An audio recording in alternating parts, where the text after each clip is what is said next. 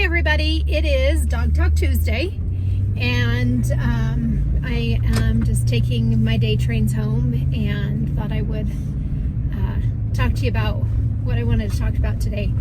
And the topic that I want to talk about is nutrition. And we did a podcast today. It will take a couple weeks to go live, but one thing that I'm really passionate about, along with obviously training and behavior modification and setting your dogs up to be successful and putting them in the right environments for them to learn, is nutrition. And I have a really strong passion about nutrition, and I'm constantly learning and constantly building what that looks like, and why dogs do what they do, and also what triggers them to like certain foods and textures versus others. And a couple of things that I want to share is, one thing that we have to remember is our dogs will eat food based off of smell first, and then texture, and then their palate is a very soft, pale palate that they can taste some sweets and some bitters, but their palate is not as developed as ours is, and they can't say, oh, that's a hamburger or that's chicken, as much as they can recognize a texture and a smell to it that they, it wouldn't matter if you blindfolded them or not. Whereas for us, if we are blindfolded, we can tell certain textures and flavors and know what it is, or we don't have to smell it, but all of a sudden we taste it and we don't like the texture. So just remember that a dog's palate is not as refined as ours is, and I would consider that more of a soft palate.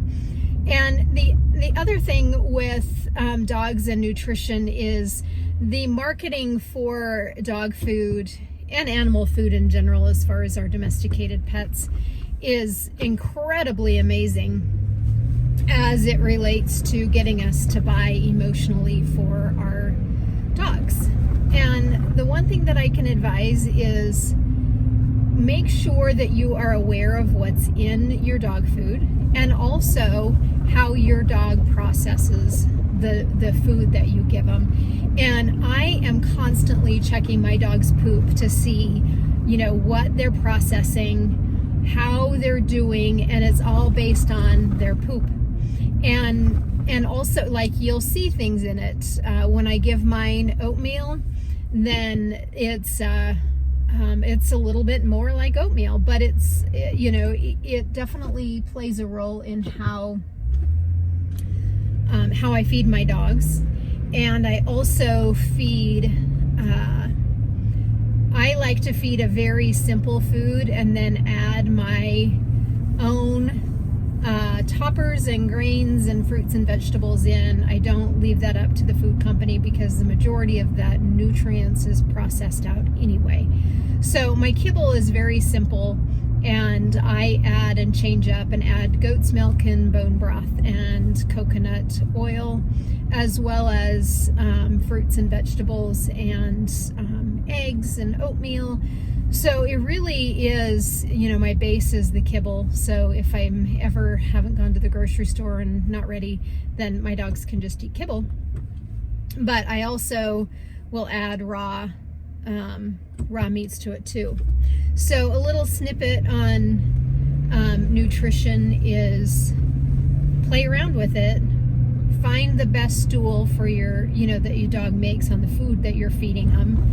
And also, I find that my dogs are more curious with other dogs' poop and not their own. And I can tell by cleaning it up on other dogs that come to the house that their food is not being processed correctly in their system, and so they're pooping out more than what they're actually gaining in nutritional value.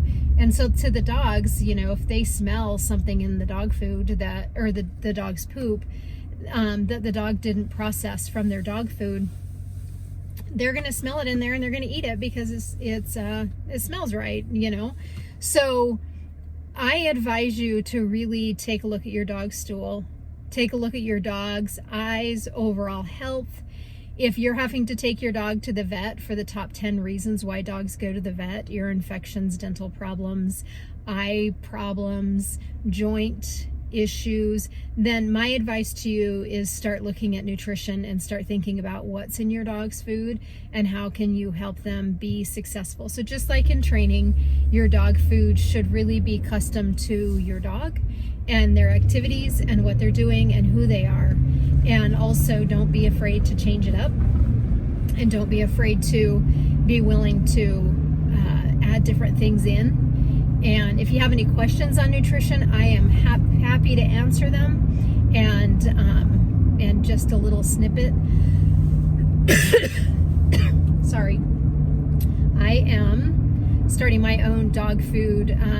It's going to start with treats this year, and then I'll start my own dog food line within the next 5 years, because I'm super passionate about making sure that dogs are getting fed correctly and they live a much longer life and they go to the vet less often. One of the number one questions that I get after I start training with people is questions about nutrition and if they're feeding their dog the right thing, and what I feed. And most of the time, most people are feeding good food and it's high quality and their dogs are doing great on it. Other times their dogs are doing great on it and it's not. I just educate them on the ingredients and things to look for, and we switch and tweak things around. And other times, people just don't know, they just don't feel like it's the right food for their dog, and even though it's a good food, and so we work on that as well. So the next question people always ask me is, what do I feed my dogs? And my just because what I feed my dogs doesn't make it right for your dogs, but I'm going to share with you what I feed my dogs. I feed a Pure Vita beef and red lentil, and then I add Primal raw, either the dehydrated raw or the raw kibble. It's not a kibble, it's a little pellets, but it's raw kibble. And I put that on the toppers, and that is my baseline. And then from there I'll add coconut oil, I'll add raw goat's milk, I'll add bone broth, and this is all a beef line with my meat source and my bone broth. And then sometimes I add in oatmeal, and sometimes I add in some fruits and vegetables. Other times I'll add in, if I have some leftover salmon or some leftover chicken, I will also add that on top of what I already feed. I don't train my dogs with food, with treats. If I'm going to use food or some kind of treat training, I will feed and use their dog food. And then they also get raw beef bones and bully sticks and horns and antlers and whatever other good chew things there are out there that I can find that I get creative with. So that's my dog's diet. And they do amazing on it. They are working dogs. They also all have jobs, and so based on what we do, I'll feed them a little bit more calories or less calories depending upon the day. So I really plan out what we're doing. I plan on what my dogs are going to be doing, and then I'll feed more or less depending upon that. So again, just because that's what I feed my dogs doesn't mean that it's right for you. I do feed my dogs table food, but I don't feed them from the table. It's just leftovers, and it gets added into their kibble during their own meal time. And I make sure that I'm not feeding rich type food, which would be like turkey. I don't take the gravy off of a roast and give it to my dogs. They get a little bit mixed in with a lot of water, because it's really fatty and rich for them. So you want to be careful about the fat, because it's harder on their systems and it can blow out.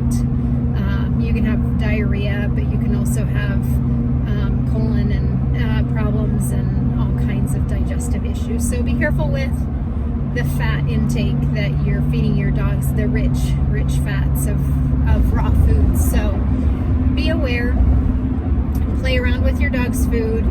Don't just start changing because I said, this is what I do. Make sure that it's right for your dog. And if you get a little diarrhea when you're changing food around, then a tablespoon of canned pumpkin until the can is gone with each meal helps decrease your diarrhea and having problems. And that way you're not rushing to the vet because you have a diarrhea problem. So be careful. If you have a sensitive stomach, a dog with a sensitive stomach, then be sensitive about it, but it doesn't mean that they can't have anything. So that's my advice. That's what I feed mine, and good luck. Please, again, if you have any questions, let me know.